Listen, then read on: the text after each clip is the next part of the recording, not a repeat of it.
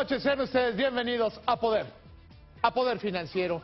Mire, habían prometido que antes de que terminara esta administración estarían listas las bases para licitar nuevos canales de televisión abierta. Canales que son fundamentales, canales que se requieren en este país para hacer una mayor y mejor competencia. Quienes nos dedicamos a este negocio sabemos que entre mayor y mejor sea la competencia, tendremos opción de tener mejor calidad para ustedes, para quienes nos hacen el favor de vernos. Donde no hay competencia se genera incompetencia y a mayor competencia tenemos resultados adecuados. Sin embargo, gente como Moni Sacha de Swan, presidente de la Comisión Federal de Telecomunicaciones, como Eduardo Pérez Mota, presidente de la Comisión Federal de Competencia, viven en un mundo raro, en un mundo paralelo, en un mundo extraño donde ellos no son responsables de sus errores y donde hay una conspiración mundial. No están las bases de licitación porque no ha terminado Cofetel su trabajo, no porque un monstruo de dos cabezas o cualquier fantasía que le hayan tratado de vender Moni Sacha de Swan o Eduardo Pérez Mota exista. Los principales interesados están dispuestos, hay empresarios privados, hay competidores dispuestos a generar una mayor competencia. Sin embargo, la autoridad no ha cumplido, no lo ha hecho bien y no puede hacerlo. Mire, tan no puede hacerlo que ya se dio a conocer la minuta de la última junta de gobierno de Cofetel durante el sexenio de Felipe Calderón y en ella no viene el tema de las bases de licitación abierta que se habían prometido no una, no 5, más de 10 veces. Y no vienen por fallas de ellos. Y no, los que deben estar preocupados no son los que piden permisos para otros negocios. Los que deben estar preocupados son burócratas ineficientes que andan, como Moni de Swan, que está en China y en Rusia. ¿Haciendo qué? No lo sé. Y otra de las promesas absurdas es que ahora sí ya viene el fallo para de decodificadores de la televisión digital. No. Se tienen que resolver temas fundamentales como los de la competencia de la Secretaría de Comunicaciones y Transportes y de Cofetel y hacer unas bases bien hechas que parece que Moni de Swan las hizo para favorecer a unos amigos coreanos que por ahí tiene. La Comisión Federal de Telecomunicaciones retrasó nuevamente el fallo de la Licitación Nacional Electrónica para la contratación, entrega e instalación de decodificadores en Tijuana, ciudad en donde en abril del próximo año se dará el primer apagón analógico. Según las bases, el órgano regulador debió emitir el resultado del proceso de adjudicación. Sin embargo, decidió diferirlo después de argumentar que era necesaria una evaluación de la viabilidad de las propuestas técnicas y económicas recibidas y que se necesitaba una revisión exhaustiva de las bases de licitación y sus anexos. De acuerdo con el calendario publicado en el Diario Oficial y en el portal de Compranet, se tenía previsto que el fallo se diera el martes 20 de noviembre, pero la Cofetel se apegó a la Ley de Adquisiciones, Arrendamientos y Servicios del Sector Público, que en el artículo 48 permiten postergar los fallos de las licitaciones hasta por un plazo de 20 días. Tijuana será la primera ciudad en que se realice el apagón analógico para dar paso a la señal digital en la televisión abierta. Mire, todo el mundo le va a decir que quién puede ser o quién no puede ser funcionario en el próximo gabinete. Alguien me decía de broma durante el fin de semana, de estos que suenan para secretarios o subsecretarios, que a él sí le gustaría, pero que hay 200 millones de mexicanos para cada cargo. Lo importante es fijarnos en los perfiles. Y en el perfil de la Secretaría de Comunicaciones y Transportes no se requiere un técnico. Quizá de entrada se requeriría ir seccionando esta secretaría que tiene demasiados ámbitos de competencia, que cubre demasiado terreno y donde se le exige al secretario saber de demasiadas cosas. Lo mismo de telecomunicaciones que de puertos y aeropuertos, que de construcción y operación de carreteras. El perfil, anótelo usted en su agenda, lo va a conocer el viernes, se va a confirmar esta información. Va a ser un político de muy alta escuela. Nada más anótelo, nada más anótelo. Y déjeme platicarle también de algunas otras cosas. En este tiempo, este es un tiempo muy importante de ahorrar, de buscar productividad para las empresas. Y la mejor manera de encontrar productividad para las empresas es con herramientas como estas. A fin de posicionar el láser monocromático como una opción rentable y eficiente para el público consumidor, la compañía japonesa Brother lanzó al mercado su familia de impresoras y multifuncionales de alto desempeño, mayor confiabilidad y disminución de costos. Cabe mencionar que con estos productos tienen la capacidad de incrementar de manera significativa la productividad de los usuarios, gracias a que realizan impresiones en blanco y negro a una velocidad de hasta 42 páginas por minuto. Las impresoras y multifuncionales Brother cuentan con capacidad de impresión wireless, lo que significa que posibilitan la impresión desde dispositivos móviles, sin contar que además ofrecen hasta 12,000 impresiones con un solo cartucho de sus consumibles de super alto rendimiento. Las impresoras y multifuncionales Brother son una opción confiable que ahorran tiempo, incrementan la productividad y son amigables con el medio ambiente. ¿Se ha preguntado qué ha pasado con los pilotos de Mexicana de Aviación? ¿Se ha preguntado qué ha sido de estos trabajadores que durante más de 2 años se quedaron sin fuente de empleo? Se está viviendo una verdadera revolución. El nuevo secretario general de ASPA de México, Carlos Morinó, ha logrado algo que parecía muy difícil, pero que era de sentido común: recuperar el trabajo de los pilotos. Vamos, la única conquista laboral irrenunciable es el trabajo. Después de la quiebra de Mexicana de Aviación, bueno, el concurso mercantil de Mexicana de Aviación, que en unos días más se va a convertir en quiebra, bueno, más de 1,000 pilotos se quedaron sin trabajo, 1,040 es la cifra oficial. 250, más de 250 pilotos han sido recontratados en empresas filiales de Aeroméxico, en Aeroméxico y sus filiales. ¿Por qué? Por una negociación entre el sindicato y Aeroméxico. ¿Por qué los están contratando? Por una razón muy sencilla: son profesionales, son capaces y necesitan empleo. También viene por ahí la manera en que le van a cobrar a Gastón Azcárraga las trampas que hizo en el mercado de valores con la ayuda y la complicidad de Luis Telles, que bueno, sigue dando mucho de qué hablar. Esto es lo que ha pasado recientemente con los trabajadores del aire de ASPA. La Asociación Sindical de Pilotos de Aviación renace. Y es que durante el tiempo en que Gastón Azcárraga y Manuel Borja Chico quebraban a Mexicana de Aviación, el anterior secretario general de ASPA, Fernando Perfecto, no hizo nada útil por sus compañeros, quienes creyeron en las mentiras de jueces, conciliadores y pseudoinversionistas, mientras veían cómo sus ahorros para pensión se diluían. Sin embargo, el nuevo secretario general de ASPA, Carlos Morinó, cambió el esquema para los expilotos de Mexicana. Morinó negoció con la administración de Aeroméxico que aquellos quienes hubieran sido capitanes o copilotos en Mexicana o sus subsidiarias recibieran carta para comenzar a laborar en Aeroméxico y sus subsidiarias. Estas contrataciones se hacen en automático, ya que en el periodo de Fernando Perfecto las cartas se encontraban condicionadas por una falta de negociación del ahora ex líder sindical. Ambas partes ganan.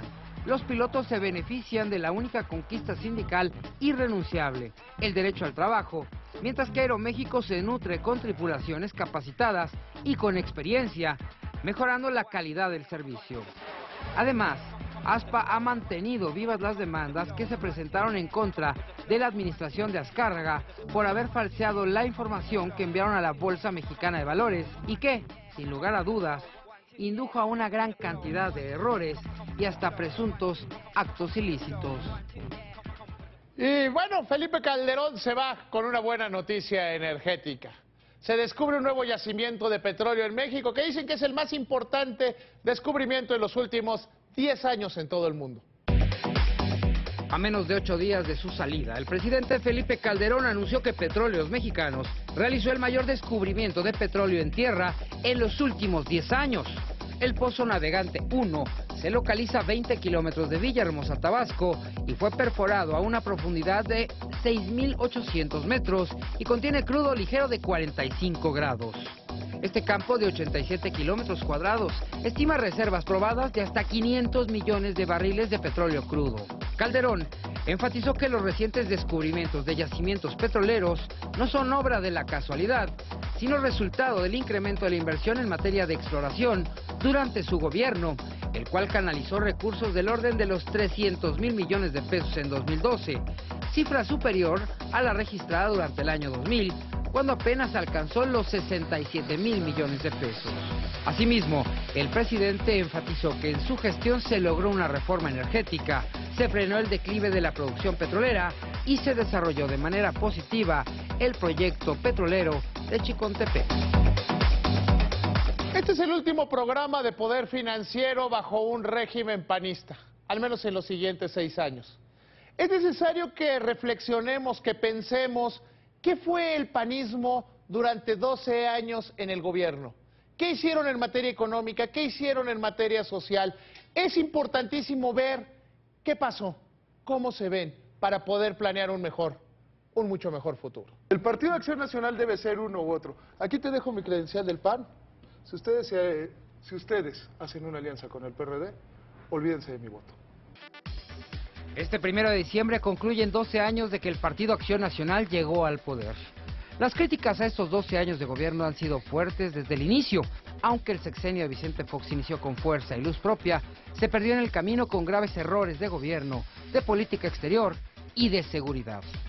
En el caso de Felipe Calderón, su llegada al poder estaba cuestionada y era necesaria una legitimación que no logró en su totalidad, ya que el enfoque de la administración calderonista fue en seguridad y no en lo económico, donde solo mantuvo la estabilidad económica, pero sin generar crecimiento. La misma oposición reconoce los logros y apunta a los faltantes.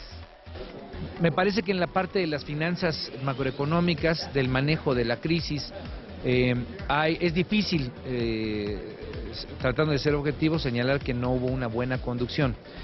De hecho, en la pasada elección del 1 de julio, la percepción de los votantes mexicanos sobre su economía personal y su evolución en los últimos 6 años tuvo un impacto en su voto durante las elecciones. Un sondeo arrojó que el 39% de los electores consideraron que su economía personal había empeorado en los últimos 6 años, mientras que el 30% creen que había mejorado y otro 30% estiman que había permanecido igual. Pese a que existe estabilidad económica que incluso es reconocida a nivel internacional y que ha mostrado su fortaleza frente a las crisis económicas del exterior, quedaron grandes pendientes en comercio internacional. Y es que a pesar de que México es el país con mayor número de acuerdos comerciales, aún mantiene una alta dependencia con Estados Unidos. Ninguno de los presidentes panistas logró disminuir esta dependencia de los Estados Unidos y aumentar el intercambio comercial con otras naciones. Tan es así que a septiembre de 2012 el 77.4% de las exportaciones mexicanas son dirigidas a la Unión Americana. En comunicaciones hubo grandes faltantes. A la fecha no se cuenta con un plan nacional de desarrollo en materia de aviación y de desarrollo de la industria. El nuevo aeropuerto de la Ciudad de México, pospuesto en la administración foxista, no pudo ser construido por errores políticos y aunque ya se tiene una nueva ubicación, no se logró en la actual administración. Asimismo, existen a la fecha grandes carencias en materia de telecomunicaciones porque no se tiene delineada una política de Estado y existen vacíos legales. Hoy existen en tribunales más de 2,000 asuntos de telecomunicaciones sin resolución y la Suprema Corte de Justicia apenas resuelve las competencias de los organismos del Estado. En política exterior hubo fuertes desaguisados. Vicente Fox centró su relación en los Estados Unidos como una estrategia comercial y migratoria. Sin embargo, los atentados a las Torres Gemelas en Nueva York echaron abajo la estrategia migratoria para dar paso a las estrategias antiterroristas de los Estados Unidos. En el caso de América Latina, la confrontación fue lo que caracterizó la gestión de Vicente Fox, quien trató de hacer de México un líder, pero su inexperiencia y sus desafortunadas declaraciones mermaron las buenas intenciones. La relación con Venezuela y Hugo Chávez quedó totalmente mermada, al tiempo que Cuba quizá fue el mejor ejemplo. Entre los grandes logros de 12 años del panismo, además de la estabilidad macroeconómica, se encuentran el Seguro Popular, que da cobertura en salud al 99.9% de la población. pues vamos a ver y vamos a encontrar avances muy importantes en muchísimas materias que eran rezagos y representaban problemas históricos de nuestro país. En materia de salud, no solamente el avance que se ha tenido en la cobertura de salud, sino también el contar por primera vez con un seguro universal para toda la población, que era un derecho constitucional de todos los mexicanos. También está el Instituto Federal de Acceso a la Información Pública, el IFAI, que hace valer la Ley Federal de Transparencia y Acceso a la Información Pública Gubernamental del 2003.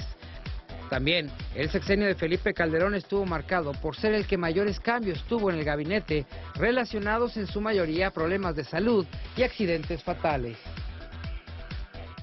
Normalmente hablamos de cómo integrar a la sociedad de una mejor manera, de cómo darle a aquellos que tienen alguna suerte de discapacidad mejores atributos de vida. A veces se pierde demasiado en el discurso y a veces solo se necesita esta tablilla. Esta tablilla diseñada para débiles visuales por Banco de México les hará la vida muchísimo más fácil. Es fácil de obtener, ponga mucha atención a esta información. El Banco de México puso a disposición de personas con discapacidad visual 500,000 tabletas de billetes que ayudarán a las personas a tener una mejor identificación de los billetes mexicanos. Las tablillas se entregarán en forma gratuita en 400 sucursales bancarias. Y es que con esta nueva herramienta las personas con discapacidad visual podrán verificar billetes de 20, 50, 100, 200, 500 y 1,000 pesos. En marzo pasado se distribuyeron las primeras 3,000 tablillas en el 7º Congreso Latinoamericano de Ciegos y el Foro Internacional de Mujeres con Discapacidad. A partir del próximo año se pondrá a disposición de quien lo necesite una segunda emisión de esta herramienta. El costo de fabricación de estas tablillas fue cubierto en su totalidad por el Banco Central, por lo que está prohibida su venta. Para obtener más información sobre esta tablilla, ingrese a la página del Banco de México, www.banjico.org.mx/tablillas.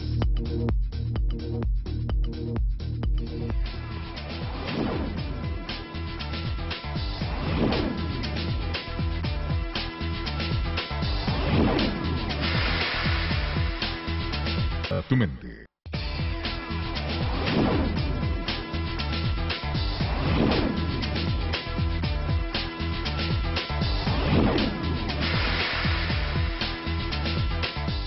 Durante el fin de semana tuve la oportunidad de leer este maravilloso libro que quiero compartir con ustedes.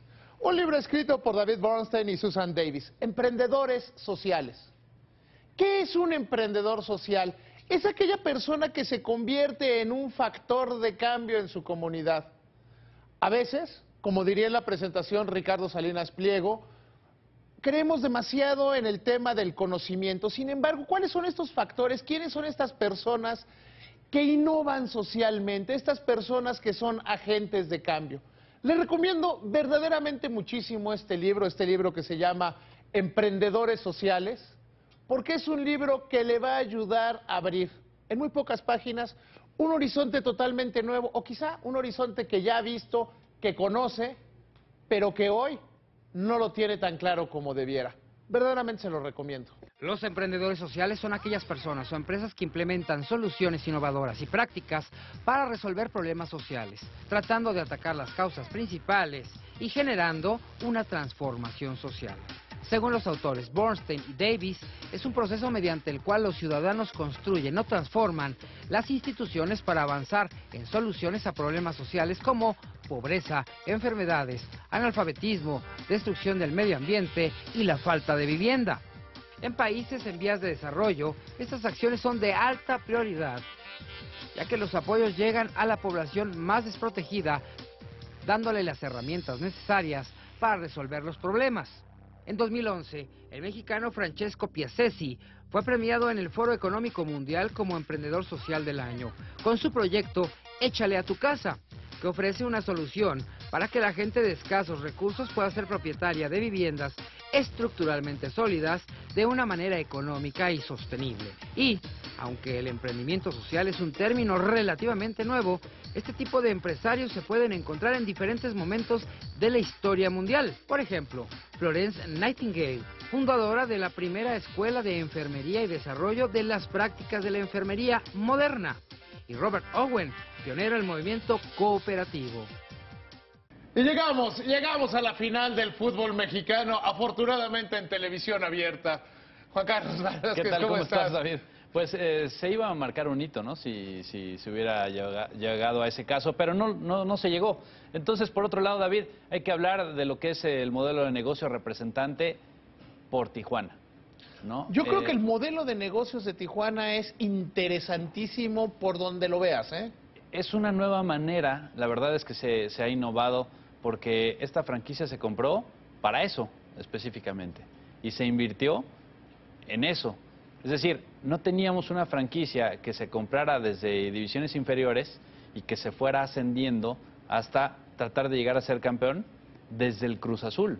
No, y además es encontrar un nicho de mercado bastante bueno. Mira, en la transmisión ayer Martino le decía que le recuerdan a los aficionados de los Raiders, sí se parecen, sí son públicos parecidos. Sí, eso es un o sea, público muy encontraste sui un generis, lugar, ¿no? encontraste que si lo llevas a un equipo de los llamados grandes del fútbol mexicano, te va a traer público de México y de los Estados Unidos, que tienes el estadio normalmente lleno, que es un modelo de negocios que funciona, que está diseñado, que no han escatimado en invertir. O sea, yo creo que es un modelo muy exitoso en la manera en cómo llegaron al fútbol, ¿no? Sí, y que le das un cambio a una ciudad fronteriza. Ya lo vivimos esto con Ciudad Juárez, por ejemplo, el caso de Indios, que fue también en su momento, lo platicamos aquí, David, recordarás que ellos, por ejemplo, los Indios fueron un parteaguas en cuanto a la venta de publicidad estática en México, dándole espaldarazo a la que tiene el monopolio de la venta de publicidad estática en estadios y vendiendo ellos por su propia cuenta la estática. Y parecía que no les iba a ir bien, les terminó yendo bien en su momento a los Indios de Ciudad Juárez con esta propuesta que hicieron, que se arriesgaron. Que y quizá tomaron Tijuana una mala es diferente. decisión en lo deportivo administrativo, al Eso depender demasiado de jugadores prestados. O sea, ya que tienes un jugador prestado que funciona, y te lo piden de quitan, regreso. claro. O sea, dependieron. Y el pecado de los Indios fue una mala decisión administrativa deportiva. No de negocios, Además observa todos los detalles en el aspecto de la mercadotecnia, David, que han llevado a cabo los Xolos de Tijuana. Primero, estás hablando de que la mayoría de tu roster son mexicoamericanos, por Sí. alguna razón. Algunos nacidos en México, otros nacidos en Estados Unidos, otros de padres estadounidenses, otros de padres mexicanos. En cualquiera de los dos casos, o de los 4 casos, o de los 8 casos que se pueden dar en estas combinaciones, son mexicoamericanos. Y estás en la frontera. Y es un eso, o punto. sea, eso además tiene que ver. O sea, tiene que ver porque representa cómo es la gente de esa frontera, especialmente la de Tijuana, es mucho mexicoamericano, mucha gente de San Diego, mucha gente de toda esa zona, son mexicoamericanos. Es como el mismo ejemplo de, y lo platicaba ayer con alguien que le decía que los Xolos son un poco como Rey Misterio, que no sabe si es de Tijuana o de San Diego. Sí, Los realmente- Xolos les pasa un poco lo mismo, ¿no? Realmente Tijuana, y más que Juárez incluso, Tijuana es la primera gran ciudad de mexicoamericanos, ¿no? Sí. Que mucha gente de los Estados Unidos le gustaba vivir en Tijuana y viceversa, ¿no? Y por otro lado, esa es el primer parte de la mercadotecnia. La segunda, ¿quién es tu principal baluarte? Traes a un señor, porque ya no te iba a decir un muchacho, ya no es un muchacho, es un señor como Son Fernando muchachos. Arce, exacto, Arce, nacido en Tijuana, y es tu gran ancla, tu gran llave para que la gente lo siga, lo tenga como un gran ídolo, justo de ahí, ¿no? Él da el claro ejemplo de que nacido ahí puedes llegar a ser futbolista profesional, ¿no? Y entonces esto te genera todavía más afición con el equipo, que lo sienta cariño, ¿no? Que se sienta con las playeras y que se sienta como sentido de pertenencia a la ciudad. Sí, de sin Tijuana. duda. Y es un proyecto de largo plazo. Enfrenta a un rival verdaderamente fuerte como es el Toluca, un rival que es sin duda uno de los más grandes equipos de la historia del fútbol mexicano. Yo creo que en este momento, David, podemos ver la tesis y la antítesis de lo que ha sido la mercadotecnia en los últimos 5 años para los dos equipos, o en los últimos 10, si quieres llevarte un poco más al Toluca hacia atrás. El Toluca lo habíamos platicado también en otras emisiones, en la que es un club que ya se puede considerar de los grandes, tiene más títulos incluso que No, algunos sin duda de es los grande. grandes. No, sin duda es grande. Y yo creo que dice bien el Toluca, o sea, ¿cuántos más tienen? ¿Cuántos hay para arriba de nosotros? Sin embargo, David, su mercadotecnia no la han enfocado Siguen totalmente a ser siendo, uno de los- siguen siendo un equipo que no han no han superado ese gran escollo de ser de la ciudad de Toluca, ni siquiera son un equipo que se ve como del Estado de México. El equipo grande, cuando nosotros nos referimos a eso en la parte de marketing, nos referimos a que alguien en Torreón le va al Toluca, y alguien en Guadalajara le va al Toluca, y alguien en Chiapas le va al Toluca, y esto no está ocurriendo. Sí, la gente de Toluca le va al que Toluca. es el reto que se puso en su momento el Pachuca, Pachuca, salirse de Pachuca, que es un equipo que ha logrado salir de Pachuca, digamos. Exactamente. El Toluca es de Toluca, ni siquiera es un equipo mexiquense, digamos, ¿no? Sí, es totalmente, sigue siendo un equipo local y ese es el gran reto, si es que quieren, incluso David, las competiciones internacionales, el Toluca es un equipo pequeño, es un equipo local, si va a la Libertadores, si va a la Sudamericana. Quizá tendrían no que dar el gran... siguiente paso, de salir de Toluca. Y hay que echarle una labor y es el ahí. gran reto. Tijuana está fuera de Tijuana. Sí, Tijuana va lo más allá. ve, la gente de toda la frontera lo ve como su equipo, porque se identifica. Los mexicoamericanos lo ven como su equipo. Y en este momento, David, además, Tijuana con la personalidad que ha adquirido, que es un poco a lo que ocurría con Toros Neza hace algunos años, una personalidad muy llamativa para mucha gente y para muchos jóvenes que están buscando a qué equipo irle, pueden tomar Pero a fíjate que Tijuana. además, y lo platicábamos fuera del aire con el equipo que hacemos este programa, Mohamed era muy la personalidad del Toros Neza. Claro. Eran muy llamativos, muy máscaras, Pintados pero eran del muy pelo, serios en el máscaras. campo. Y muy buenos. Eran muy buenos, pero jugaban en equipo, jugaban todo. Eran máscaras, bailes raros, cosas así. Pero no era un equipo que estuviera en escándalos, ni en borracheras, ni en nada. Era un equipo llamativo para la afición. Y todos recordamos con cariño aquel Toros Neza. Sí, sin duda. Juan Carlos, te Claro, agradezco gracias, muchísimo. David. Le agradezco a usted que nos haya acompañado hoy en Poder Financiero. Lo invito a que nos veamos el próximo lunes, Proyecto 40, 10 de la noche. Ya lo sabe, un nuevo gobierno, un nuevo ciclo.